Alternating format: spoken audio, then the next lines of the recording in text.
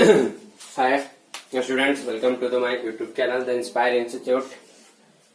And very nice good morning to all of you.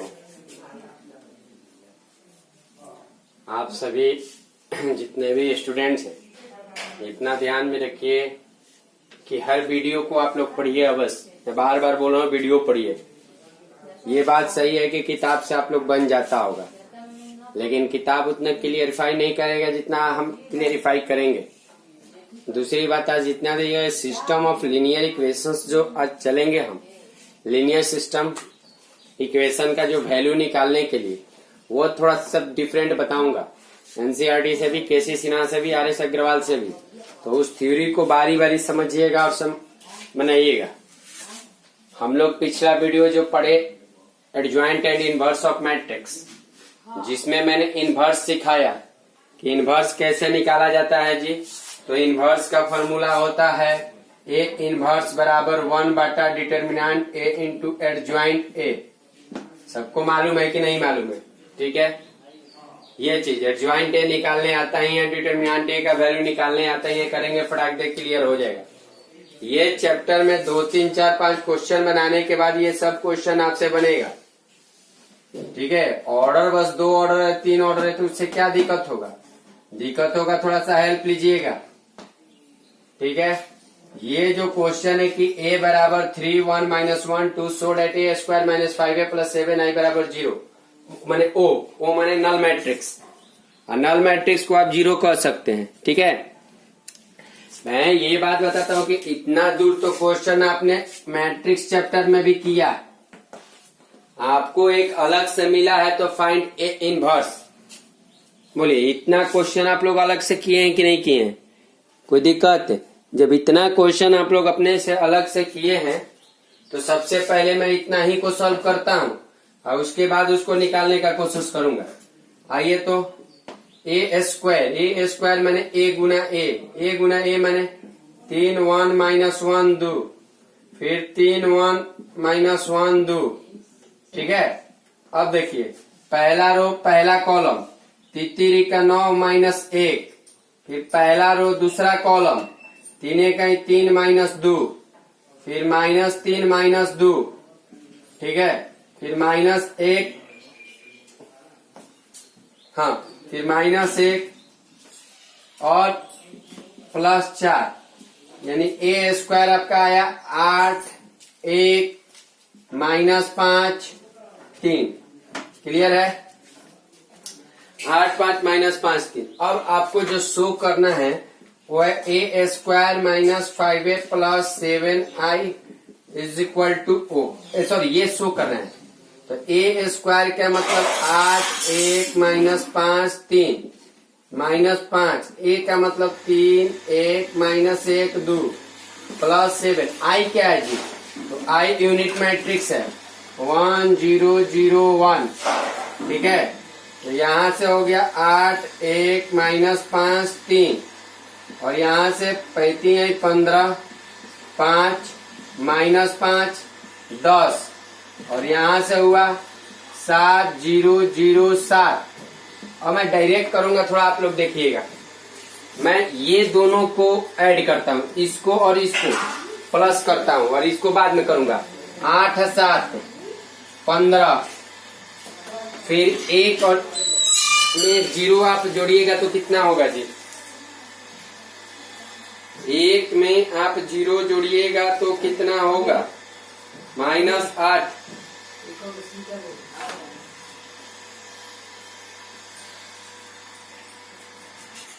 एक minute, 0 नहीं होगा क्या? 3 का 9 -1,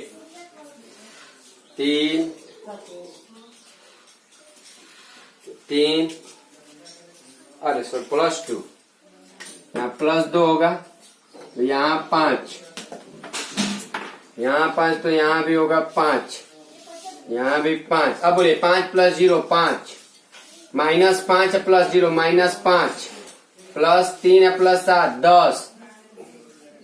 ठीक है, माइनस ये हो गया 15, 5, -5, 10। अब देखिए, 15 में से 15 गया 0, 5 में से 5 गया 0, -5 + 5 0, 10 में से 10 गया 0। तो ये एक नल मैट्रिक्स हो गया। तो क्लियर बात है, प्रूव हो गया कि ये इसके बराबर है कि नहीं है।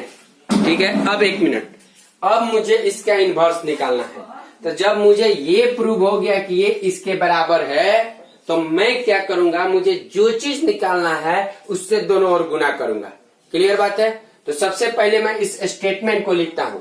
जब मैंने ये प्रूव कर दिया और ये 3 ऑर्डर का भी रहे, पावर 3 भी रहे, तो इस टाइप का प्रूफ आप लोग मैट्रिक्स चैप्टर में ही कर चुके हैं। इतना दूर आपसे अनजान पड़ रहा है तो केवल ये ए इनवर्स पड़ रहा है।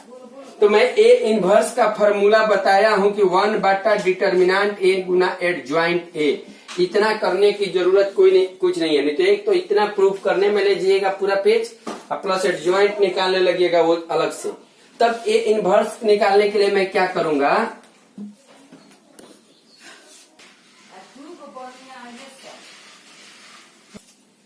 चाहिए तो अब ए इनवर्स निकालना है।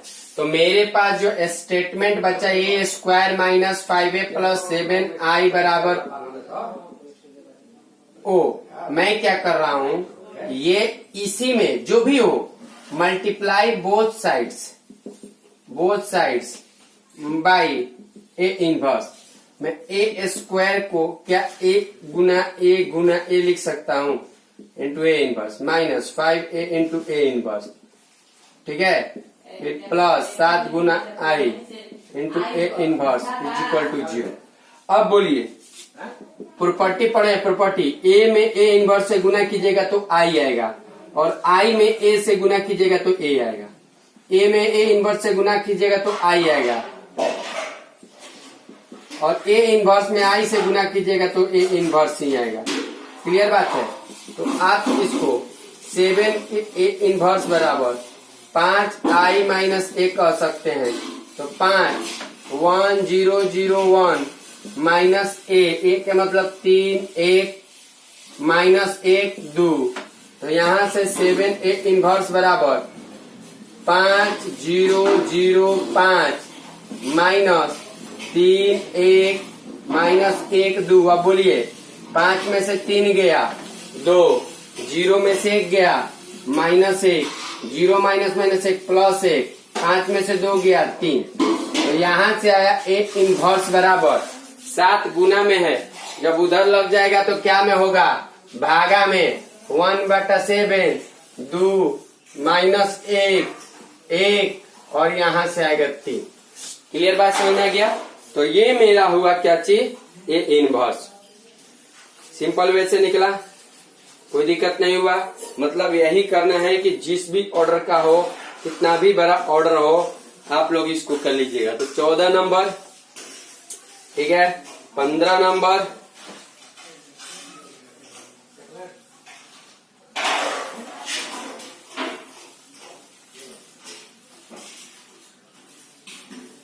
कोशिश कीजिएगा बनाने के लिए। ठीक है, कि 14 नंबर एक ले लूं। 14 नंबर आप लोगों को बता दूं क्या, 14 15 ये इनवर्स इसमें भी निकालना। लेकिन 14 नंबर बता दे रहा हूँ एक और। एक 14 नंबर आप लोगों के सामने क्वेश्चन है, ए बराबर 3 2 1 1 find A and B such that. देखिए, ए और बी यहाँ पर दे दिया है। ठीक है, तो एक काम करता हूँ, सबसे पहले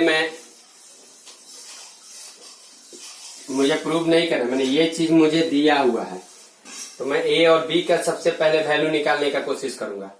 ए और बी का वैल्यू निकालने के पहले मुझे ए स्क्वायर चाहिए। ए स्क्वायर का मतलब ए गुना ए, यानी 3 2 1 1, फिर गुना 3 2 1 1। अब मैं जब ये गुना कर रहा हूं तो फर्स्ट रो फर्स्ट कॉलम 3 का 9 2 का 2, फर्स्ट रो सेकंड कॉलम 3 दूनी 6 और 2 का 2, फिर 3 1, फिर 2 1, यानी आया क्या जी 11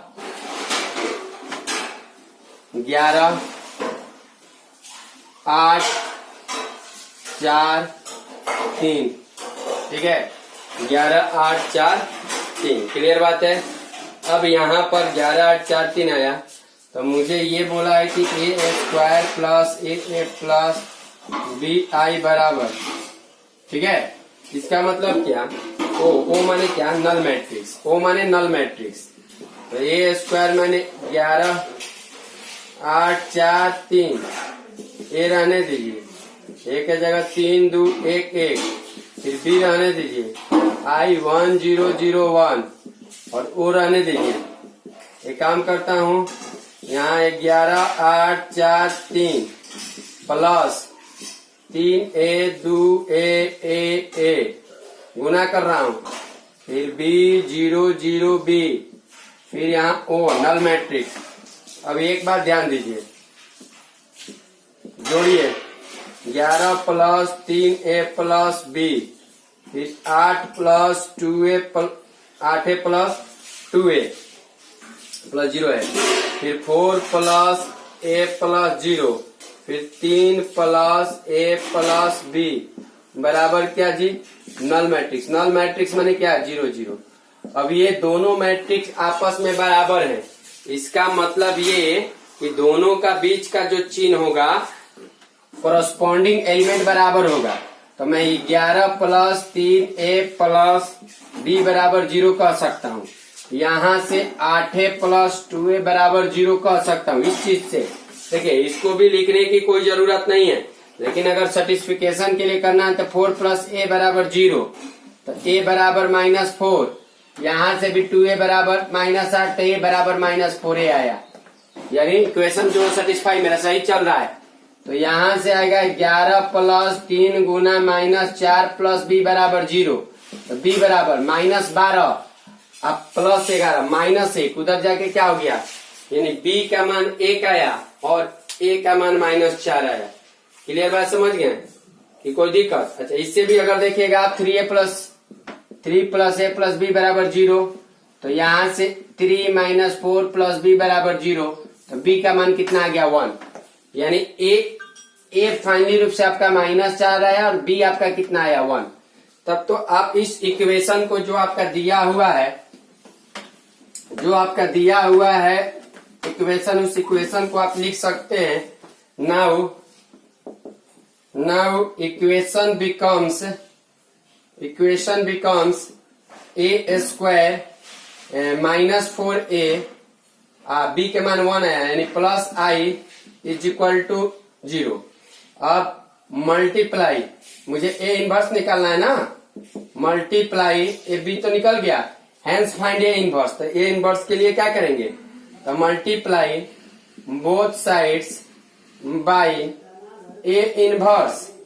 तो a स्क्वायर को a गुना a इनवर्स लिखिएगा, -4a गुना a इनवर्स लिखिएगा, plus i Guna a inverse लिखिएगा बराबर 0।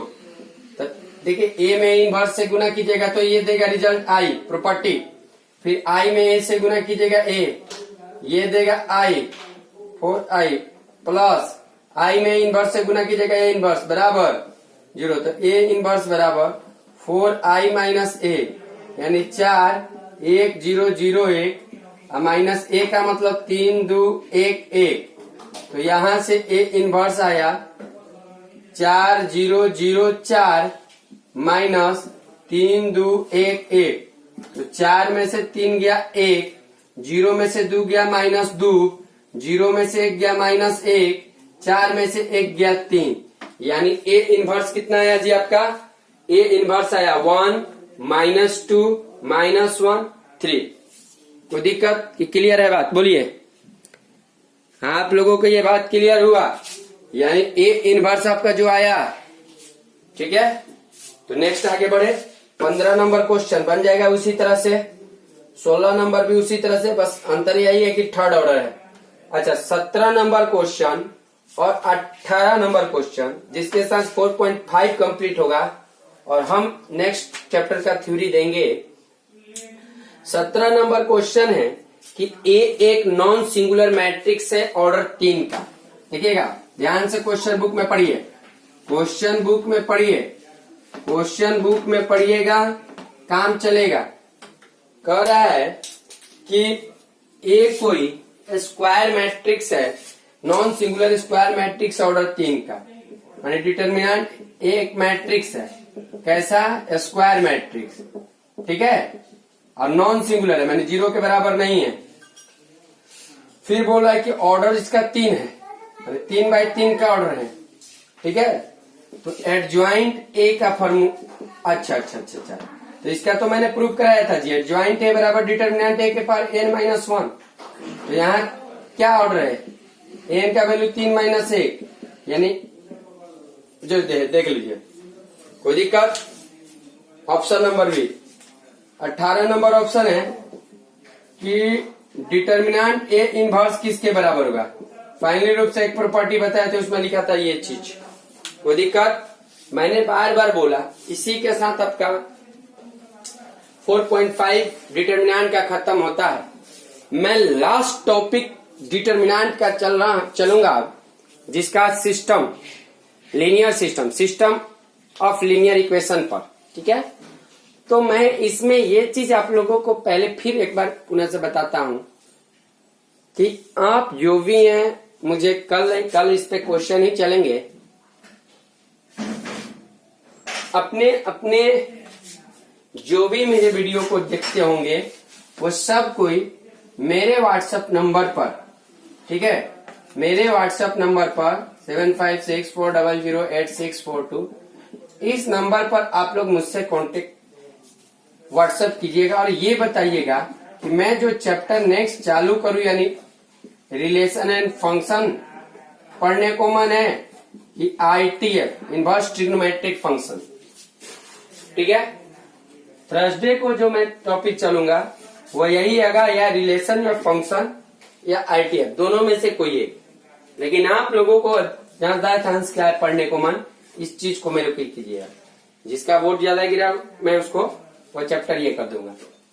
तो मैं चल रहा था, उसके पहले मैं एक बता दूं कि जितना भी प्रॉपर्टी है मैट्रिक्स और डिटर्मिनेंट का, वो सारे प्रॉपर्टी को क्लियर कीजिए। अगर सभी प्रॉपर्टी क्लियर हो जाएंगे तो मैक्सिमम क्वेश्चंस ऑब्जेक्टिव का सॉल्व होगा। तो आइए नेक्स्ट टॉपिक चलते हैं हम।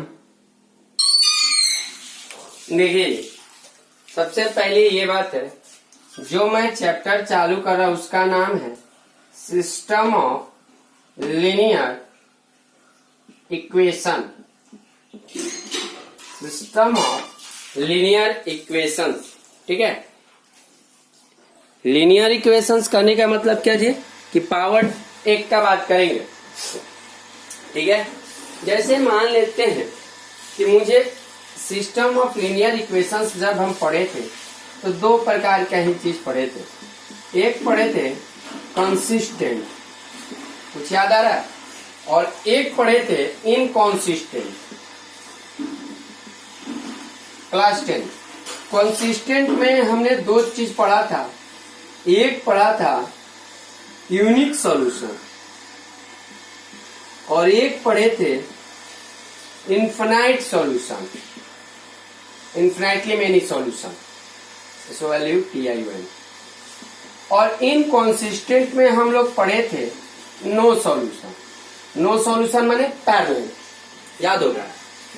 यूनिक माने इंटरसेक्ट एक जगह पर, इनफिनाइट सॉल्यूशन माने कोइंसाइडेंट, याद आ रहा है, और नो सॉल्यूशन माने पैरेलल। अब एक बात समझिए, ये मैं ये बताऊंगा, धीरे धीरे करके मैं बताऊंगा कि देखिए लीनियर इक्वेशन के सिस्टम का जो मेरा थ्योरी है, आप ओरिजिनल रूप से आज हो सकता है कि मैं केवल थ्योरी ही देकर छोड़ दूं, क्योंकि बहुत ज्यादा एक्सप्लेन नहीं करूंगा, बहुत ज्यादा मतलब बहुत ज्यादा। उस चीज को आप लोग एक एक करके देखिएगा और लास्ट में निचोड़ सब पढ़िएगा, जहां मैं नोट टाइप का रहेगा। मैं यूनिक सॉल्यूशन का बात करूं बाबू, तो यूनिक सॉल्यूशन भी दो रूप में बढ़ जाता है। एक ट्रिवियल सॉल्यूशन, एक ट्रिवियल सॉल्यूशन, एक नॉन ट्रिवियल सॉल्यूशन।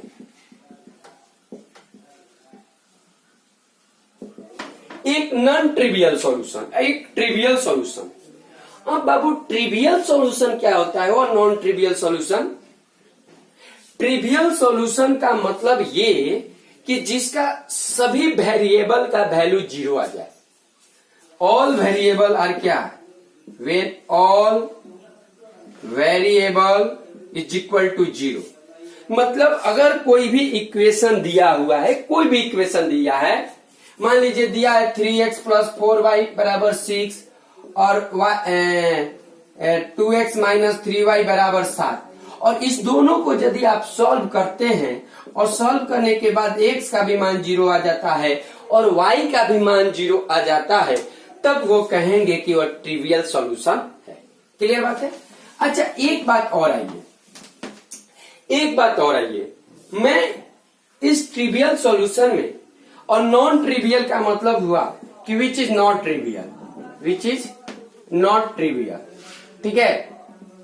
क्लियर बात? मैंने जिसमें सारे वेरिएबल का वैल्यू 0 ना है। अच्छा, किसी के दिमाग में ये भी चलता होगा कि सर क्या जाने x का वैल्यू 0 आ जाए, y का वैल्यू 0 आ जाए, और मान लेते हैं 3 वेरिएबल का है यदि 3 वेरिएबल, क्योंकि लीनियर इक्वेशन का सिस्टम ऑफ लीनियर इक्वेशन में 2 ही वेरिएबल नहीं, 3 वेरिएबल तक भी चलेंगे। तो कहने का मतलब है x का मान 0 आ जाए, y का भी मान 0 आ जाए और z के मान 0 ना आए, तब आप पूछिएगा कि सर ये क्या है, ट्रिवियल है कि नॉन ट्रिवियल है? तो आप ही लोग बताइए क्या है। ट्रिवियल का मतलब ऑल वेरिएबल 0 होना चाहिए, ये आ जाएगा नॉन ट्रिवियल में। क्लियर बात है? तो मैंने क्या बताया कि system of linear equation 2 type, consistent, inconsistent. Consistent में unique solution, infinite solution. Unique solution का मतलब क्या होता है जी, आप सभी को मालूम होगा कि यूनिक सॉल्यूशन। अच्छा, कंसिस्टेंट अगर नहीं मालूम है तो यहां पर लिख देता हूं, एट लीस्ट 1 सॉल्यूशन, कम से कम एक सॉल्यूशन, ठीक है? कम से कम एक सॉल्यूशन, ठीक है? इनकंसिस्टेंट माने नो सॉल्यूशन, ठीक है? कंसिस्टेंट एटलीस्ट 1 सॉल्यूशन, एक भी हो सकता है, एक से बहुत ज्यादा भी हो सकता है, ठीक है? मैं ट्रिवियल सॉल्यूशन, यूनिक सॉल्यूशन ये 2 पार्ट में बट गया। ट्रिवियल सॉल्यूशन बट गया और एक नॉन ट्रिवियल सॉल्यूशन बच गया। ट्रिवियल सॉल्यूशन भी समझ गया, नॉन ट्रिवियल सॉल्यूशन भी समझ गया। अब मैं आप लोगों को एक पहले उठाऊंगा लीनियर एक वेरिएबल, फिर मैं उठाऊंगा system of linear equation 2 variable, फिर 3 वेरिएबल का 3 गो सिस्टम उठाऊंगा और उस सब में से एक एक करके आप लोगों को क्लियरिफाई करूंगा। देखिएगा ध्यान। फिर मैं लास्ट में बताऊंगा कि मैं कैसे कोई मैट्रिक्स दिया रहेगा तो उस मैट्रिक्स को मैं बताऊंगा कि ये कंसिस्टेंट है कि इनकंसिस्टेंट है। क्लियर बात है? तो आइए बाबू, मैं जो आगे बताने चल रहा हूं वो चीज को आप देखिए। आइए देखिए, जैसे मैंने एक लिया लीनियर ax प्लस बी, ठीक है बाबू? जब मैं ये लिया तो आप थोड़ा सा समझिएगा, a 0 के बराबर नहीं सपोज, और एक चीज मैं लूंगा कि जब a 0 के बराबर है। बाबू जब a 0 के बराबर नहीं है तब तो मैं डायरेक्ट कहूंगा, मुझे सोचना ऐसा ही चीज सोचूंगा कि x बराबर b बटा a। क्लियर? अब अगर यहां पर मैं देखिए, अब b अगर 0 के बराबर नहीं है और यहां अगर b बराबर 0, क्योंकि a और b क्या है मालूम मुझे नहीं। सुनिए, सबसे पहले मैं क्या किया, मुझे यहाँ 2 अननोन टर्म था, a और b। x का भी तो मालूम नहीं था, लेकिन x तो जो वेरिएबल है उसको छोड़िए, a और b पर खेल करिए। यदि a 0 के बराबर आ गया तब क्या होगा, और a 0 के बराबर नहीं आया तब क्या होगा? यदि a 0 के बराबर नहीं है तब डायरेक्ट मैं सोचूंगा कि x बराबर b बटे, जैसे 3x बराबर 2, यहाँ 0 नहीं है तो x बराबर क्या कहेंगे, 2 बटा, तो x बराबर b बटाएंगे। अब मैं चलता हूं, a का तो क्लियरफाई हो चुका है कि 0 नहीं है इस केस के लिए। अब ये भी तो हो सकता है कि b 0 भी हो सकता है, चाहे b 0 नहीं भी हो सकता है। अगर b 0 नहीं होगा तो x का वैल्यू भी 0 नहीं होगा। क्लियर? क्योंकि ये 0 नहीं है, ठीक है?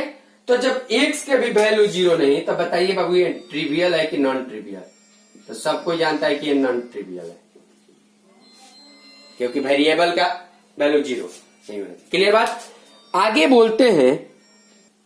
हाँ जी, अगर नॉन ट्रिवियल हुआ ये, अगर b बराबर 0 है तो x का भी वैल्यू 0 आएगा और तब यहां पर ट्रिवियल होगा। बात समझ में आ रहा है कि नहीं आ रहा है? धीरे धीरे और चलेंगे हम। अब देखिए, अब ये चीज मैं आप लोगों को ये बताता हूं बाबू कि मैं जब यहां पर चला तो a बराबर 0, यदि a बराबर 0 है तब तो मुझे x बराबर b ही सोचना पड़ेगा, क्योंकि 0 गुना x बराबर b मुझे ऐसे ही सोचना पड़ेगा, क्योंकि अगर तब मैंने ऐसा सोचने का कोशिश किया तो b बटा 0 माने इनफाइनाइट, तो मुझे कैसा सोचना पड़ेगा? x मुझे जब a बराबर 0 है तब हम x बराबर b की तरह ही सोचेंगे, यानी 0 इंटू एक्स बराबर b के। अब इस केस में मैं ये बताता हूं कि अगर b 0 के बराबर नहीं है और b 0 के बराबर है, अगर b 0 के बराबर है, अगर b 0 के बराबर है तो 0 गुना x बराबर 0, x का कुछ भी वैल्यू रखिएगा, कुछ भी सेटिस्फाई करेगा, क्योंकि 0 गुना कुछ भी 0 में होगा, तो यानी इनफाइनाइटली चलेगा ये, इनफाइनाइट सॉल्यूशन। कैसा सॉल्यूशन चलेगा? Infinite solution. और यदि b 0 के बराबर नहीं है तो बाबू नो सॉल्यूशन। पूछा काहे हो, काहे नो सॉल्यूशन? ना समझ रही? अरे 0 गुना x का कुछ भी वैल्यू हो जाए, 0 से गुना होगा तो वो तो 0 ही ना होगा, लेकिन ये तो 0 के बराबर है नहीं, तो कभी LHS और RHS सेटिस्फाई करेगा, और जब ये दोनों सेटिस्फाइड ही नहीं किया तो नो सॉल्यूशन हुआ कि नहीं हुआ? बात समझ में आया? क्लियर हुए? कोई दिक्कत? अब मैं जो चलता हूं दो वेरिएबल के बारे में, और दो वेरिएबल जिसके बारे में आप लोग ऑलरेडी पढ़ चुके हैं, आप लोग ऑलरेडी इसको जानते हैं। इसके बाद हम क्रैमर रूल पढ़ेंगे। दो वेरिएबल क्लास 10th में आप लोग पढ़े हैं, ठीक है? उस चीज को हम लेकर चलते हैं। आइए आइए बाबू, अब दो वेरिएबल वाला पढ़ते हैं कि दो वेरिएबल का क्या बात है, कहां तक a1x plus b1y plus c1 बराबर 0, ठीक है? कोई दिक्कत? बोलिए। और a2x plus b2y plus c2 बराबर 0, कोई दिक्कत है तो बोलिए। अब मैं देखिए आता हूं यहाँ पर मेरा फर्स्ट केस, यदि a1 बटा a2 बराबर नहीं है b1 बटा b2 का, तो सबको जानता है कौन सा सॉल्यूशन है, यूनिक सॉल्यूशन। लेकिन इससे काम ऐसे नहीं चलेगा, ऐसे काम नहीं चलेगा। इसके लिए क्या है, यदि इस केस में, ये तो हम लोग मैट्रिक्स के भेद से नहीं ना पढ़े और डिटरमिनेंट की भावना से, तब या यूनिक सॉल्यूशन का क्या होगा कि बाबू अगर मैं डिटरमिनेंट, अच्छा उससे पहले चलिए मैं इस चीज को आप लोगों को समझाने के पहले एक चीज बताता हूँ, ठीक है? उसको अरेंज करने के लिए मान ली a1x plus b1y plus c1 बराबर 0 है, a2x plus b2y plus c2 बराबर 0, ठीक है? पहले देखते हैं दूसरा टॉपिक। ये बात ध्यान दे रहे हैं कि a1 बटा a2 बराबर है b1 बटा b2, लेकिन बराबर नहीं है c1 बटा c2। यूनिक सोल्यूशन माने क्या? एक जगह इंटरसेक्ट करना। इस केस में क्या होगा?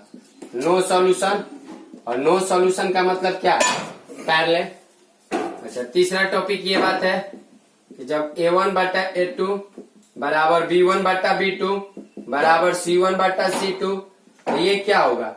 Infinitely solution, infinitely solution. Clear बात है? मतलब कोइंसिडेंट, ये तो पढ़े।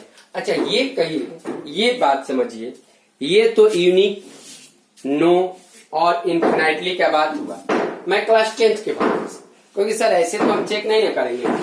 ये भी बात आपका सही है कि ऐसे हम चेक नहीं करेंगे। मैं एक कंसिडर करता हूं, 3 वेरिएबल का लेके चलता हूं, वही अप्लाई 2 वेरिएबल में भी होगा, और वही चीज का अप्लाई कितना भी वेरिएबल हो उसमें भी चलेगा, ठीक है? आप ये देखिए, थोड़ा सा ये बात ध्यान दीजिए बाबू, ठीक है? कि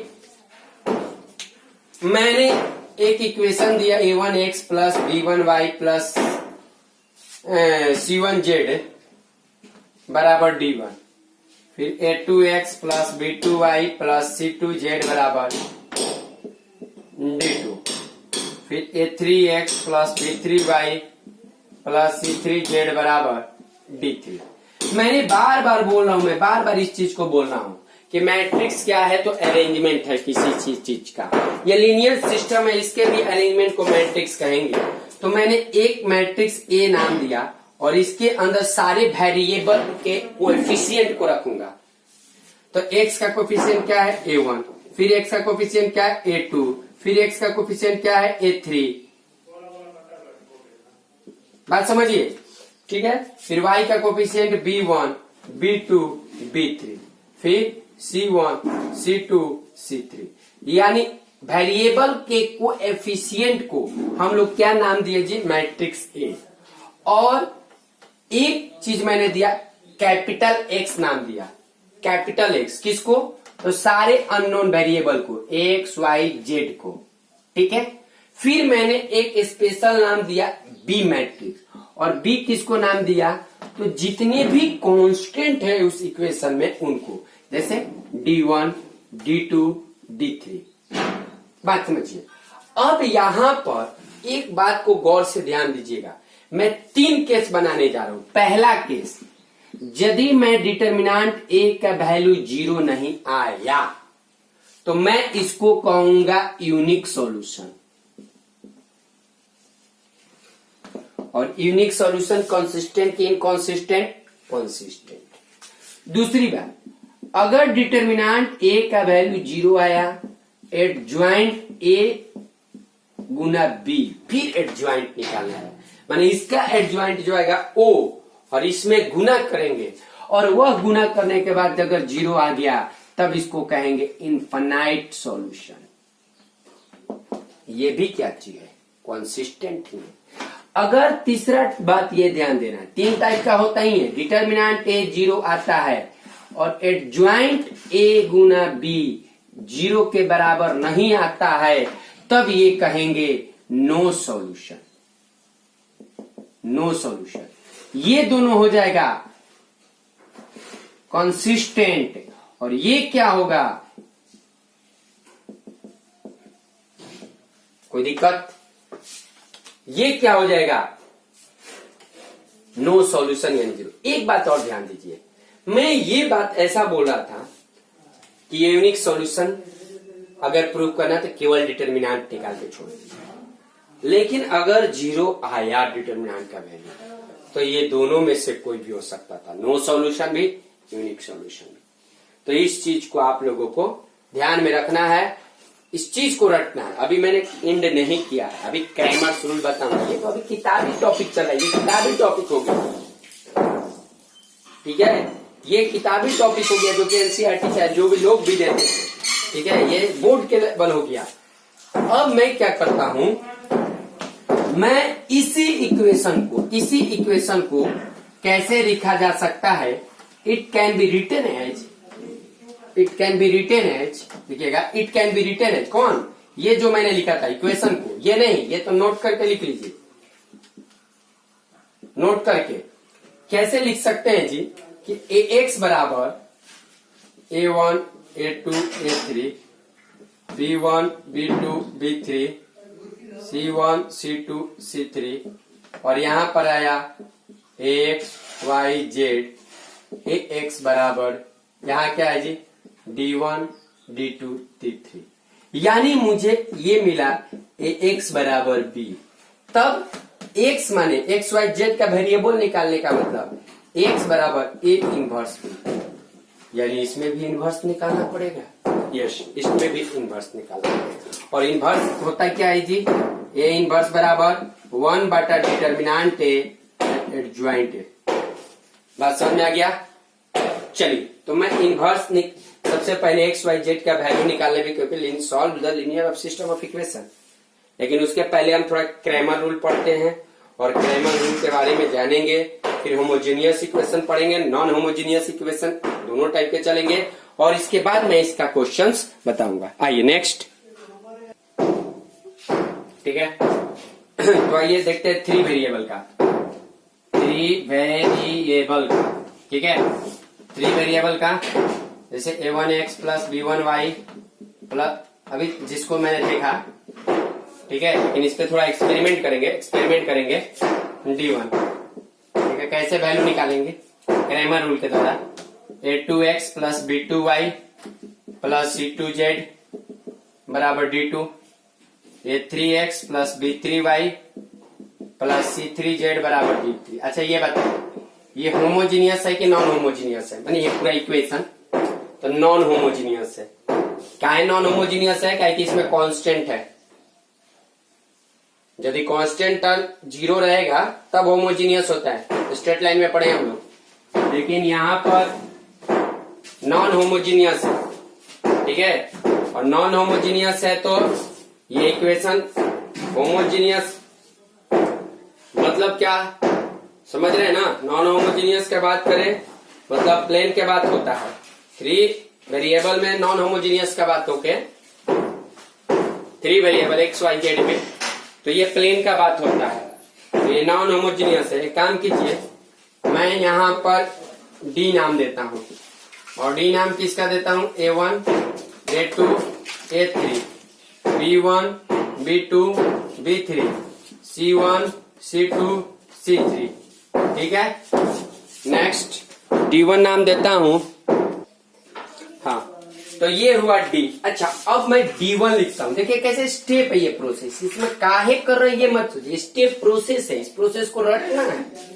मैं एक क्या कर रहा हूँ, D1 के लिए मैं इस जगह पर मैं ये वाले कांस्टेंट को रख रहा हूँ, और सब 10 के 10 D1 D2 D3, फिर B1 B2 B3, फिर C1 C2 C3, ठीक है।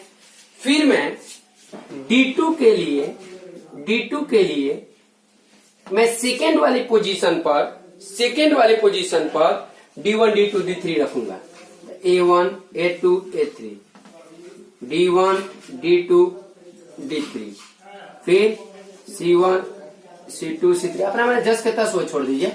फिर D3 के लिए तीसरे वाले पोजीशन पर मैं रखूंगा A1 A2 A3 B1 B2 B3, यहाँ C1 C2 sorry D1 D2 D3, ठीक है।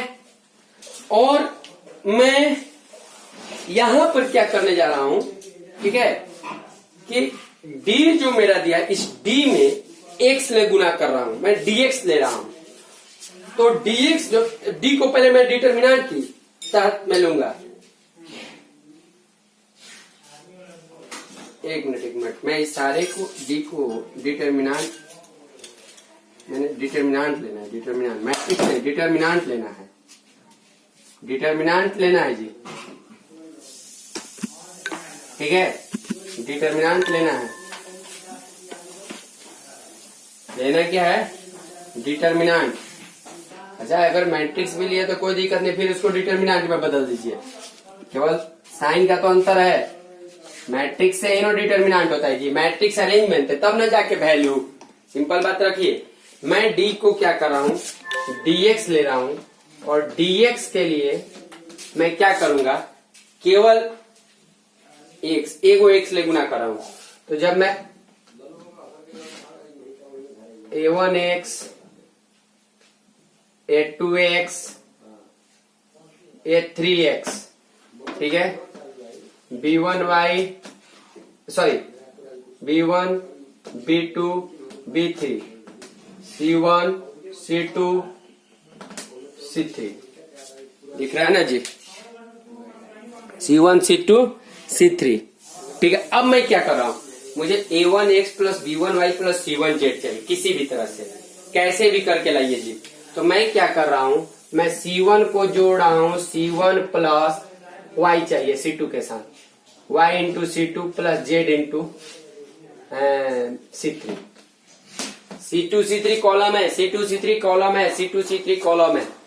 तो यहां से dx जो हो गया, क्या हो गया, A1x plus B1y plus C1z, A2x plus B2y plus C2z, फिर A3x plus B3y plus C3z। यहां से हो गया B1 B2 B3 C1 C2 C3। ठीक है, क्लियर बात है। A1x plus B1y plus C1z, A2x plus B2y plus C2z, A3x plus B3y plus C3z, B1 B2 B3 C1 C2 C3। Clear बात है। अब मैं आगे चलता हूं। मैं यहां पर अब आगे ये लेता हूं, मुझे system of the linear equations solve करना है, तो बाय द क्रैमर्स रूल मुझे dx जोन है, सॉरी d1 जो है, मैं यहां थोड़ा सा एक काम कर रहा हूं, रुक जाइए। देखिए अब यहां पर dx जो है, देखिए dx a1x plus b1y plus c1z किसके बराबर है बाबू? d1 के बराबर है। अरे इक्वेशन देखिए, a1x प्लस b1y सबसे शुरुआती में देखिए, ये दिया ऐसे दिया है, ऐसे दिया है कि नहीं दिया ऐसे? बोलिए, इस टाइप से दिया है कि नहीं दिया है? तो d1 इसके जगह d2 और इसके जगह d3, ये हो जाएगा b1 b2 b3 c1 c2 c3। और आपने देखा होगा कि ये कुछ और नहीं है बल्कि ये चीज d1 के बराबर है। जहां आपने निकाला तो x बराबर क्या हो गया? d1 बटा d। सिमिलरली उसी प्रकार से y बराबर d2 बटा d और z बराबर d3 बटा d। और d1 d2 d3 तो आपको निकालने आ ही जाएगा डिटर्मिनेंट का वैल्यू, d भी निकालने आ ही जाएगा 3 ऑर्डर का डिटर्मिनेंट का वैल्यू। तो आप x y z को निकाल सकते हैं। इसी को बाबू कहा जाता है क्रैमर्स रूल, क्रैमर्स रूल। लेकिन ध्यान रहे, मैंने इसको भी मैं ट्रिवियल और नॉन ट्रिवियल के तहत तोड़ रहा हूं। देखिएगा कैसे मैं तोड़ रहा हूं। क्लियर बात है? आइए देखिए, चलिए अब देखिएगा, जैसे x बराबर मेरा आया d1 बटा d, y बराबर आया d2 बटा d और z बराबर आया d3 बटा d। याद है आपको, मैंने x बराबर b बटा a का कुछ ट्रिवियल और नॉन ट्रिवियल बताया। कुछ इस तरह से ही है, ये भी वैल्यू है और ये भी वैल्यू है। चलिए आइए उसी टाइप से मैं चलूंगा। मैं केवल इसमें बनाऊंगा, सब आप अपने आप वैसे कीजिएगा जैसे मैं इसमें कर रहा हूं। तो सबसे पहला इक्वेशन की d का वैल्यू यदि मैंने 0 लिया और यहाँ पर d का वैल्यू अगर 0 नहीं लिया, जब मैंने d का वैल्यू 0 लिया तब तो जब नीचे वाला 0, तो मैं इसको सोचूंगा d इंटू एक्स बराबर d1 की तरह, माने 0 इंटू एक्स बराबर d1 की तरह। क्लियर बात? तब यहाँ केस आता है कि यदि d1 का भी वैल्यू 0 हो और d1 का वैल्यू 0 के बराबर नहीं हो। याद है, सेम वही काम करेंगे इसके लिए। इसके लिए भी अगर सोचेंगे तो dy बराबर d2 सोचेंगे और dz बराबर d3 सोचेंगे। बात समझ आ रहा है? अब अगर और सबका d 0 है तो ये 0 0 इंटू ये, सेम प्रोसेस यही होगा। अगर मान लेते हैं कि d1 बराबर 0 हो गया, तो d1 बराबर 0 हो गया, तो 0 में x के कुछ भी मान रखिएगा 0 को सेटिस्फाई करेगा। अगर d1 0 आप रखते हैं तो x का कुछ भी वैल्यू हो तो इन्फिनाइट सॉल्यूशन होगा, इन्फिनाइटली सॉल्यूशन होगा कि नहीं होगा? अच्छा एक बात समझिएगा, इन्फिनाइटली सॉल्यूशन होगा। थोड़ा सा बात समझिए, मैं ये भी d2 बराबर 0 भी होगा, d3 बराबर भी 0 होगा। समझिएगा, सोल्व प्रोसेस d2 के लिए भी होगा, d3 के लिए भी होगा। माने यहाँ d1 भी 0 के बराबर होगा, d1 d2 d3 और d3 अगर तीनों भी 0 के बराबर होगा तो इन्फिनिटली सॉल्यूशन होगा। अगर d1 0 के बराबर नहीं आया, बात ध्यान सुनिएगा, d1 0 के बराबर नहीं आया और या कह सकते हैं, यानी सिमिलरली रूप से कह सकते हैं कि d1 d2 और d3 अगर तीनों 0 के बराबर नहीं आया, माने समझिए d1 बराबर मत कीजिए, बराबर ऑल ये सब, माने ये तीनों आपस में अगर ये तीनों यदि है 0 के बराबर नहीं है, d1 का भी 0, d2 का भी 0 के नहीं, d3 का भी 0, तो 0 में आप x का कुछ भी वैल्यू रखिएगा वो तो 0 देगा। लेकिन आप इसको बोल रहे हैं कि 0 के बराबर नहीं, यानी LHS और RHS को आप सेटिस्फाइड नहीं करा रहे हैं। तो जब LHS और RHS को आप सेटिस्फाइड नहीं करा रहे हैं जब एलएचएस और आरएचएस को आप सेटिस्फाइड नहीं करा रहे हैं तो आप बताइए, तो जब एलएचएस और आरएचएस सेटिस्फाइड नहीं होगा तो यहाँ क्या देंगे? No solution. कहने का मतलब इसमें ट्रिवियल के बात ही नहीं आया। अच्छा, अब देखिए, यदि d बराबर 0 के नहीं है तब तो मैंने बोला था कि जैसे x बराबर b बटा a, कब सोचना है? जब a 0 के बराबर नहीं है। तो उसी तरह x बराबर d1 बटा d, ठीक है। अब इस केस में सोचेंगे कि अगर d1 0 के बराबर आ जाए, और दूसरा केस सोचेंगे अगर d2 0 के बराबर नहीं है। अगर d1 0 के बराबर d0 के बराबर आ जाए तब तो आप ये कहिएगा कि d इंटू एक्स बराबर 0, ठीक है। यानी आपको ये चीज आया कि जब वो क्या करना है, जब d1 0 के बराबर आ गया तो x का वैल्यू यहां से क्या आ जाएगा। उसी तरह अगर d2 0 के बराबर आ जाए तो y का भी वैल्यू क्या आ जाएगा, z का भी वैल्यू क्या आ जाएगा। यानी तीनों केस में अगर d1 d2 d3 0 आ जाए, यानी आप कह सकते हैं कि अगर d1 d2 d3 0 आ जाए, मैं तीनों केस का लेके थोड़ा सा डिस्कशन कर दे रहा हूं, तो x y z सब किसके बराबर आएंगे? 0 के। और इस केस में मेरे कौन सा सॉल्यूशन आएगा? Trivial solution. और अगर ये 0 के बराबर ना आए, 0 के बराबर ना आए, माने d1 0 के बराबर नहीं है, a भी 0 के बराबर नहीं है, तो नॉन ट्रिवियल। उसी तरह d2 और d3 भी 0 के बराबर ना आए तो ये भी क्या होगा? Non trivial. यानी आप ये कह सकते हैं कि ट्रिवियल या नॉन ट्रिवियल तब हो रहा है जब नीचे वाला 0 के बराबर नहीं हो रहा है। जहां नीचे वाला 0 के बराबर हो जा रहा है उस केस में ट्रिवियल और नॉन ट्रिवियल नहीं हो रहा है। दूसरी बात ये बात समझना है कि ट्रिवियल का मतलब जितना भी वेरिएबल का वैल्यू है वो 0, और नॉन ट्रिवियल माने वेरिएबल का वैल्यू 0 नहीं होना चाहिए। क्लियर बात है? लास्ट टॉपिक में आज चर्चा करता हूं, डिस्कशन, फिर इन सब पे कल मैं क्वेश्चन करूंगा, आप ये ध्यान में रखिएगा। चलिए जी, अब होमोजीनियस इक्वेशन पर बात करते हैं।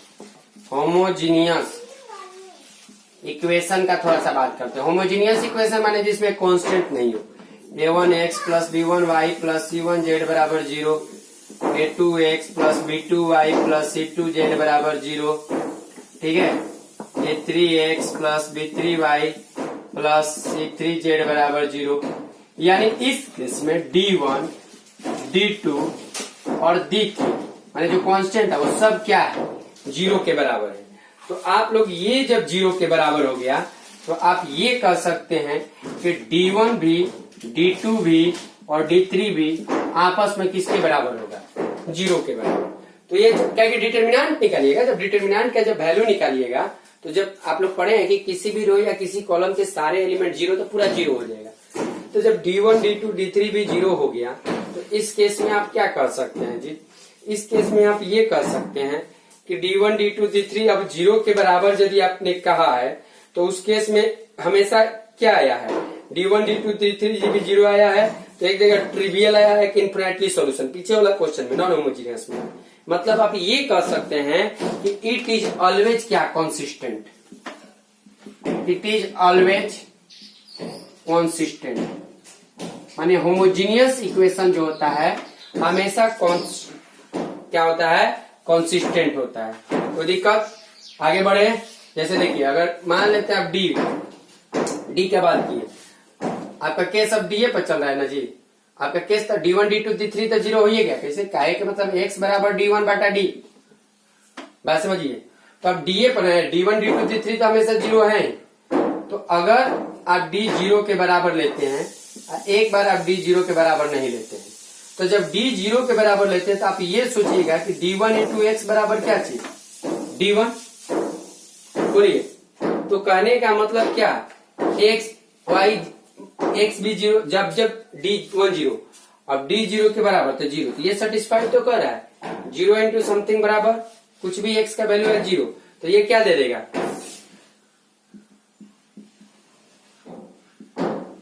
Infinite solution. और इनफिनाइट सॉल्यूशन, ठीक है, 0 इंटू एक्स, एक्स का कुछ भी मान हो जाए, एक्स के कुछ भी मान हो जाए नॉन ट्रिवियल में, और यही डी का वैल्यू यदि 0 ना आए ठीक है, लेकिन D1 तो 0 है ना। अब जब D1 0 है, D का वैल्यू 0 नहीं है, तो X का तो वैल्यू 0 आइबे करेगा, Y रहेगा तो Y का वैल्यू तो 0 आइबे करेगा। तो इसको क्या कहेंगे? ट्रिवियल सॉल्यूशन कहेंगे। कौन सा सॉल्यूशन कहेंगे? Trivial solution. बात ध्यान रहे कि पहला पॉइंट ये ध्यान में रखिए, अगर D बराबर नहीं है 0, D बराबर नहीं है 0, तो इट ऑलवेज गिव क्या? Trivial solution. ट्रिवियल कह सकते हैं चाहे यूनिक सॉल्यूशन। किसमें? होमोजीनियस इक्वेशन में नहीं और नॉन होमोजीनियस में। ट्रिवियल नहीं बोल सकते क्योंकि यूनिक बोल सकते हैं। ये जो हमेशा है यूनिक सॉल्यूशन देगा, unique solution in both. In both मैंने क्या साइड में लिख लीजिएगा, होमोजीनियस एंड नॉन होमोजीनियस। दूसरा बात ये करते हैं कि यदि D बराबर है 0 का, तो ये गिव्स करेगा क्या? Non trivial.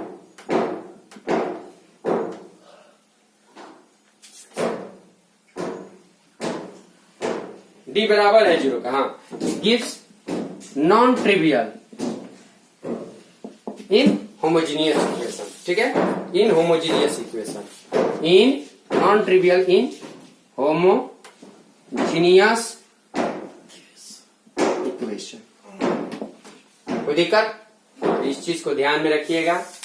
जितना भी आपको सिस्टम ऑफ लीनियर इक्वेशंस का थ्योरी एंड हुआ, इस पे कल कुछ क्वेश्चन करेंगे तो और ज्यादा क्लियर होगा। इसको समझिएगा, और देखिए साथ साथ चलिएगा और साथ साथ उधर से भेजिए कि ये टॉपिक नहीं समझ में आता, थोड़ा सा और उसको मैं एक्सप्लेन करूंगा। और रीड व्यू एकदम ध्यान से रखिए, स्टडी कीजिए। और मैं आप सबको कल तक चांस से बताइए कि नेक्स्ट टॉपिक कौन सा चालू करूं, रिलेशन फंक्शन या ITF। ये दोनों में से कोई एक टॉपिक चालू करना है जो आप लोग बोलिएगा।